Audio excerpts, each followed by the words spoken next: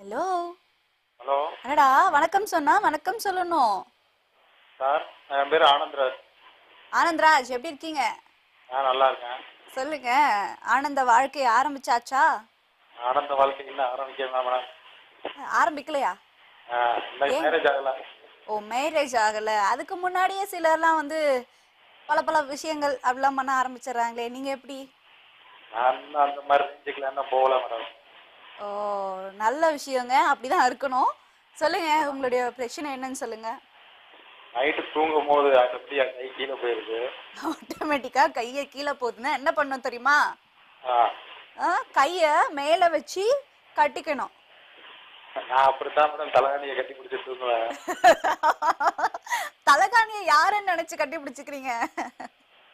சும்மா நைட் ஆனால் ஒரு மாதிரி தூணத்தில் அப்படியே கட்டி பிடிச்சிக்கணும். அதுதான் கேக்குறேன். யாரு அந்த கனவு கண்ணி? நமிதா. பாவங்க, எத்தனை பேரு தாங்க அவங்களுக்காக லைன்ல கியூல வெயிட் பண்ணிட்டு இருப்பீங்க. கவர்ச்சி சரி கண்ணியாயிட்டாங்களா? சரி, கை அடிக்கடி கீழே போயிடுது, அதுக்கு என்ன பண்ணணுங்கிறீங்களா?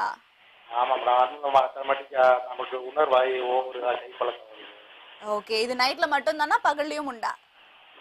அது சில டைம் பகல்லே ஆயிருது. சரி சரிங்க. அப்ப கைப்பழக்கம் அப்படிங்கறது உங்களுக்கு எத்தனை வருஷம் இருக்கு? நான் வந்து 10th படிக்கும்போது. 10th படிக்கும்போது பப்ளிக் பாஸ் பண்ணீங்களா இல்லையா? என்ன மேடம்? பப்ளிக்ல ஆ, பாஸ் பண்ணீங்களா இல்லையான்னு கேட்டேன். பப்ளிக்லாம் இல்லை மேடம். ஆ. சும்மா சும்மா அப்படியே பாஸ். சார், நான் பப்ளிக்னா அது கேட்கல சார், உங்களோட 10th கேட்டேங்க. அந்த அந்த பப்ளிக்லாம் பாஸ் பண்ணிட்டேன் மேடம்.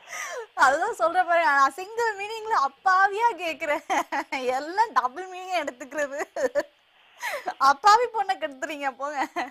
சரி, டாக்டர் கிட்ட